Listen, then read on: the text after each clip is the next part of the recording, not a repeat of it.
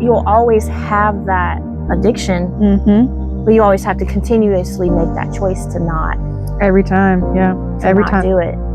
I just want to go ahead and introduce yourself, and you can go into detail about like what sobriety means to you. Yeah, so hello, I am Shelly Clauser. I also go by the Cabernet. Hey. Plug. Sobriety wise, so I've been sober now on the 1st of September, which is here in 2 days. We're 2 days away, 1 day away. Yeah. It'll be 7 months since I got sober. I decided to get sober on March 1st of 2025.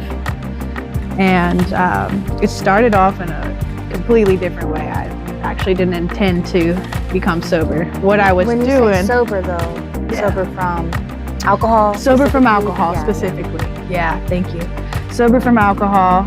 And it wasn't really my intention to become sober. What I was working on was a thing called 75 Hard.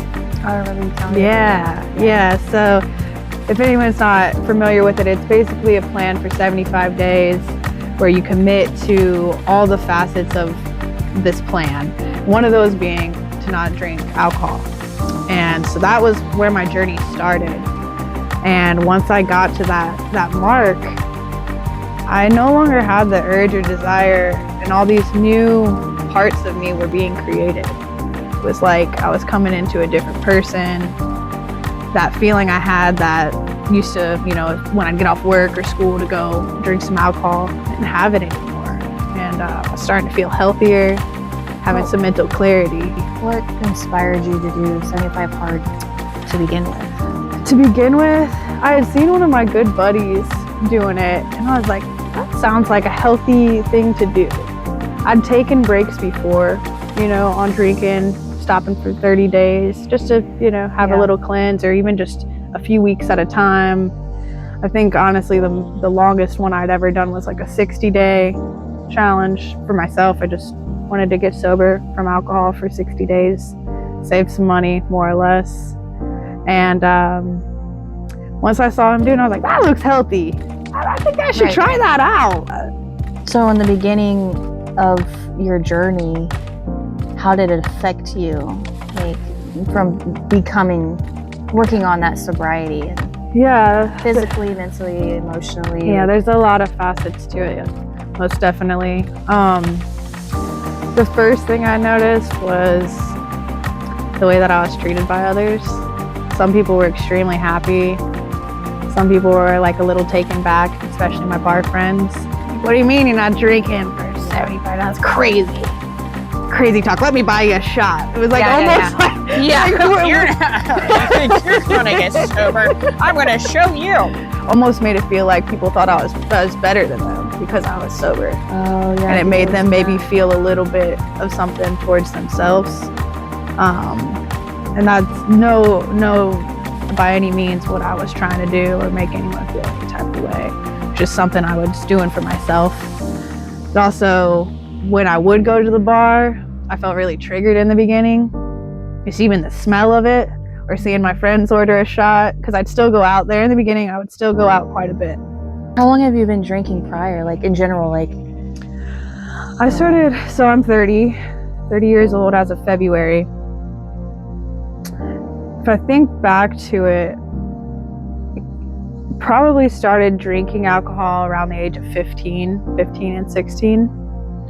But my everyday habit definitely came more in my late 20s.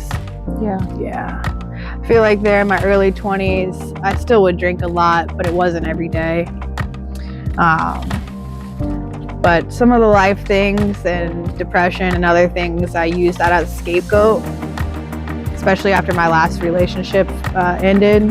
I definitely took hard to the bottle, and I've unfortunately always had a high tolerance for alcohol. I don't know if that's just my genes or if it's something that I did to myself by building up that tolerance at a young age. Yeah. I could outdrink like 99% of all my male friends. Since I got sober, I started tapping back into my spirituality, which I felt like I was maybe only on like a surface level before.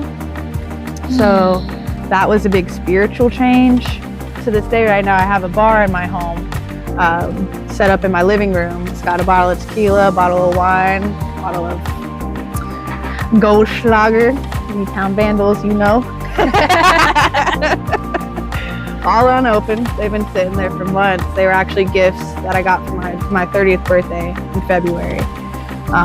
So in the beginning, I was like, man, I could just down this bottle of wine and no one's gonna know. I don't have to tell anybody. It's like kind of hide, you know, like we wanted to hide.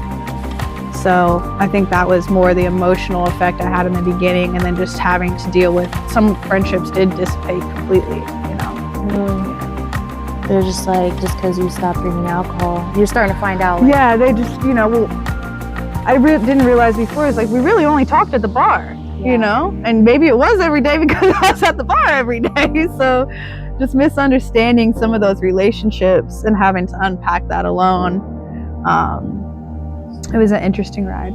So how do you think alcohol has like shaped you as a person you are today, like throughout your years in life? Like, do you feel like if you didn't drink any alcohol at all, you'd be a different person? Oh, 100%. 100% think I would be a different person. Not necessarily saying that I would take it away, because I think a lot of our struggles and stuff builds who we are. It could have made it a lot easier on myself though. Saved myself a lot of physical pain, heartbreak. You know, with my legs being in the condition they are, it's not fair to myself to be stumbling around or having people misuse my body.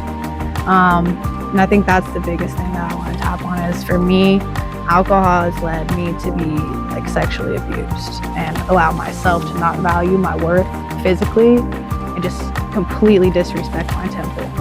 So that is a lot of like the healing that I'm working on now. So I definitely think I would be, even my body would be 100% different. Yeah. Because that night I did get in a car accident, I've been drinking too. So yeah, my life would have never been that way. I didn't know if you wanted to touch on that. I just wanted to respect you and, and your story, if you felt comfortable sharing. It wasn't a really, really bad car accident 8 years ago as of June.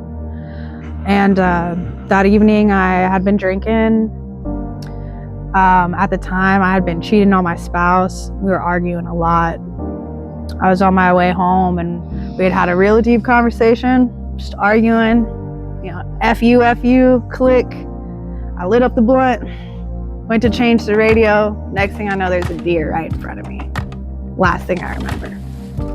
I swerved my car into a tree at 50 miles an hour with no seatbelt on. Thank goodness I was alone so that no one else was injured, but I almost lost my life that night. And 3 millimeters? Yeah, 3 millimeters from internally decapitating myself. So it would have severed my spinal cord completely.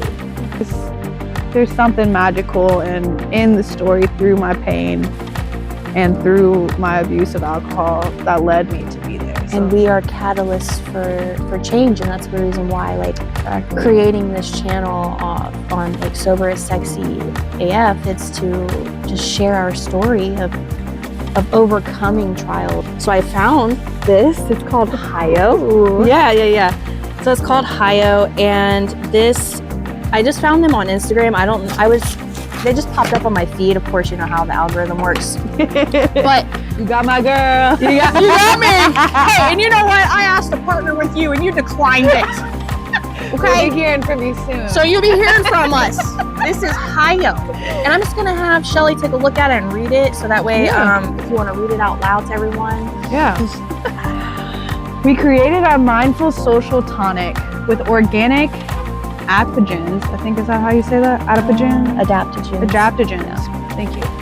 Natural, nootropics and functional botanicals to celebrate life. Never scratched out the word wasted. That's nice. And start. And here we are again, back at Sober is Sexy AF because of my video storage. Stopped working because I don't have enough storage and I need to fix that. But anyways, if you have any advice on how I can figure that out, send it my way.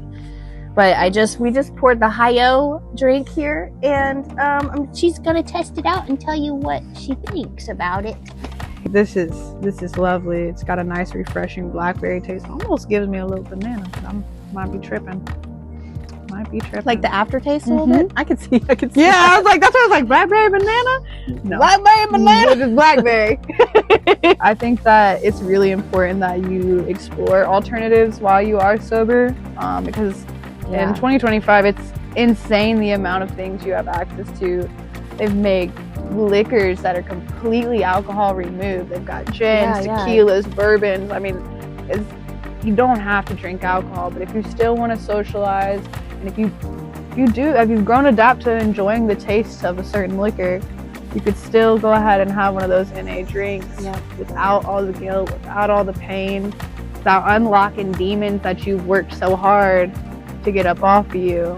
And in closing, is there like maybe giving a little bit of encouragement for anyone out there that is struggling with alcohol, or anyone that has a family member struggling with alcohol, whatever comes to mind to you right now that you want to give to our community? A little bit of wisdom and encouragement. Y'all are not alone. That's the first thing I want to say. Whether you're the one using or the family member, there's a whole community out here for all of us, and I think it's really important that you find those people so you have that support that you need, because it's not very easy to do it by yourself. So I'm grateful for you creating a channel like this and bringing awareness so people have the ability that they might not know how many other people are struggling with it. So find your people, and that way you have someone to check in on you too, make sure you're doing okay. Because that's one of the hardest parts as a person. If you're struggling yourself, you'll want to make sure you've got some sober friends in your corner, or people that full-heartedly support you. And on that note, like she said, you are not alone, and we are here. And if you want to be a part of this community and share your story, or feel led to, I would love to have you on this channel. You can drop a comment down below and share, subscribe to your friends, so that way we can change people's lives one person at a time. Much love.